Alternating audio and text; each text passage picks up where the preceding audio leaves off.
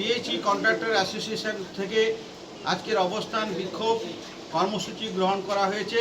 আজকের সকাল 9:30 থেকে বিকাল 5টা পর্যন্ত আজকের এই অবস্থান কর্মসূচিতে আমাদের সমস্ত ঠিকাদাররা অংশগ্রহণ করেছে। আজকের আমাদের মূল উদ্দেশ্য আমাদের জল জীবন মিশনের আজকে প্রায় আমাদের 430 কোটি টাকা আমাদের ডিভিশনে ডিউজ আছে, কিন্তু সারা রাজ্যে সেখানে 11,500 কোটি টাকা ডিউ। এটা অত্যন্ত দুর্ভাগ্যজনক।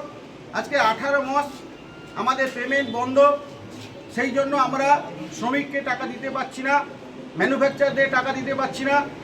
আমাদের সংসার প্রতিপালন করার পক্ষে ভীষণভাবে সমস্যায় পড়েছি।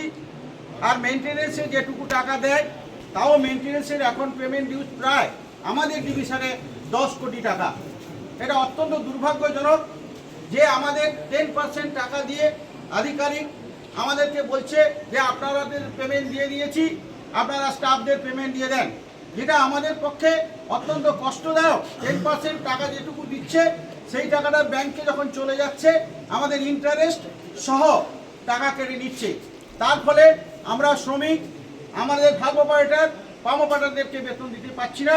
এটা অত্যন্ত দুর্ভাগ্যজনক আমাদের ক্ষেত্র থেকে। এটা আমাদের পিএইচই দপ্তরের আজকের সর্বপ্রথম ইতিহাস হয়ে সাক্ষী থাকলো। এবং আমাদের ডট খরা, যাকে বলে ডট এবং খরা সহ ইলেকশন, পঞ্চায়েত নির্বাচন, লোকসভা নির্বাচনে প্রায় 20 কোটি টাকা ডিউজ হয়ে পড়ে আছে, যেগুলো আমরা আজকে দীর্ঘদিন ধরে পাচ্ছি না। তার ফলে আমরা আজকের এই বিক্ষোভ এবং অবস্থানে সামিল হয়েছি।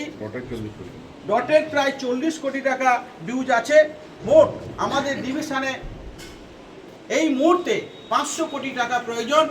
সারা রাজ্যে এর সমস্যা প্রায় 11,500 কোটি টাকা ডিউজ আছে, যার ফলে আমাদের সংসার প্রতিপালন করা সহ আমাদের শ্রমিক, আমাদের ভাগ অপারেটর, পাম অপারেটরদের সংসার চালানোর মতো পয়সা নেই। যার ফলে আমাদের আত্মহত্যার কিছু ঠিকাদার আত্মহত্যা করেছে আমাদের সারা রাজ্যে। এই মোট এক মাসে প্রায় 11 জন মৃত্যু হয়েছে। একজন আমাদের কোচবিহারে ট্রেনে কাটা হয়ে গেছে, একজন আমাদের সাথী। সেই সঙ্গে আমাদের এই ডিভিশনে গতকাল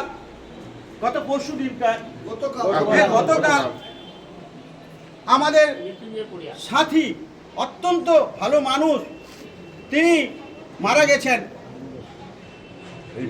এই আর্থিক দুর্দশার কারণে, হার্ট অ্যাটাক হয়ে। অত্যন্ত বেদনার বিষয়।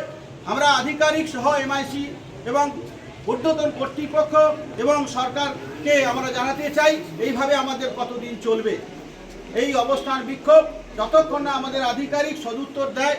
এমআইসি সাহেব আমাদের এইটা নিয়ে যাতে টাকা পাই তার সুব্যবস্থা করে, ততক্ষণ পর্যন্ত আমাদের অবস্থান বিক্ষোভ চলবে।